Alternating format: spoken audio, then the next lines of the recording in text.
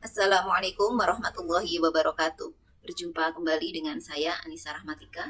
Saya akan menyampaikan tugas modul 1.1 tentang demonstrasi kontekstual yang berkaitan dengan pemikiran filosofis Ki Hajar Dewantara. Menurut Ki Hajar Dewantara, pendidikan adalah tempat persemaian benih-benih kebudayaan dalam masyarakat.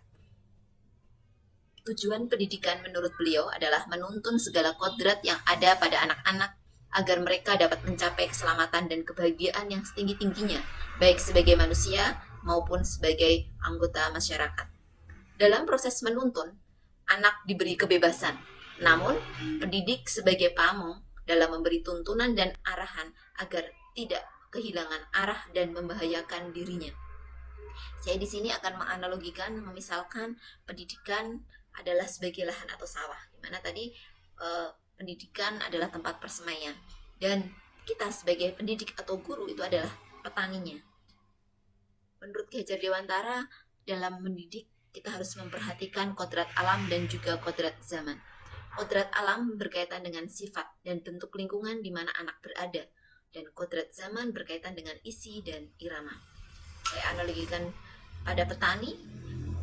Petani haruslah menyiapkan lahan terlebih dahulu sebelum menanam.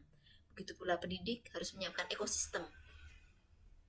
Petani memanfaatkan alat yang mereka miliki, dapat menggunakan cangkul ataupun memanfaatkan hewan peliharaan seperti kerbau, atau bisa menggunakan bantuan alat seperti traktor. Dalam menanam juga butuh kreativitas dalam menyemai benih. Kita sebagai guru pun dituntut memiliki kreativitas. Ada di antaranya bentuk kreativitas petani, misalnya saat menyemai menggunakan media agar memudahkan dalam mencabut benih-benih yang akan ditanam.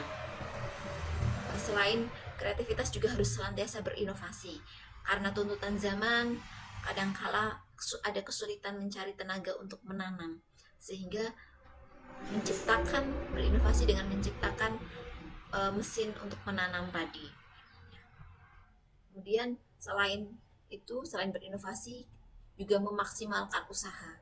Tidak hanya setelah menanam dibiarkan, tapi ada usaha yang lainnya, yaitu dengan menyiangi, mengambil rumput, dan juga memupuknya. Apabila butuh air juga mengairinya. Nah, harapannya ketika sudah tiba musim panen, maka seorang petani dapat mendapatkan hasil yang maksimal. Kalaupun ada bencana dan gagal panen, itu di luar kemampuan petani. Kita kaitkan dengan kita. Harapannya, anak didik kita adalah menjadi generasi emas Indonesia.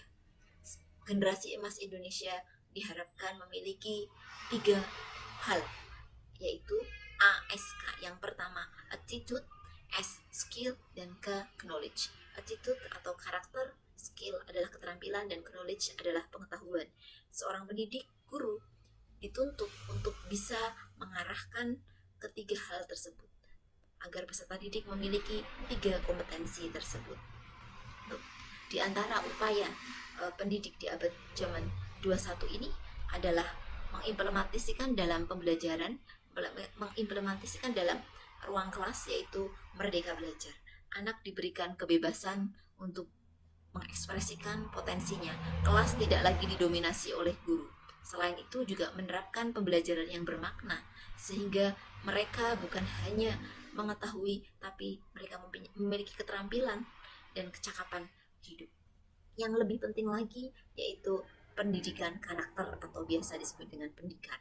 Pendidikan karakter ini bisa kita implementasikan dalam kegiatan-kegiatan pembiasaan seperti upacara bendera, kegiatan kerja bakti, berbaris atau bersalaman sebelum masuk kelas, serta kegiatan-kegiatan lain yang dapat mendukung pendidikan karakter. Ya, selain kegiatan di kelas berkaitan dengan siswa, sebagai guru, saya juga harus berkolaborasi dengan warga sekolah, pihak sekolah, dengan rekan guru lain maupun dengan kepala sekolah. Selain dengan warga sekolah, saya juga harus berkolaborasi dengan orang tua, karena untuk mewujudkan mensukseskan pendidikan bukan hanya menjadi tugas sekolah, tetapi juga sebuah kewajiban dari orang tua dan juga masyarakat. Itu saja yang dapat saya sampaikan. Sekian dan terima kasih.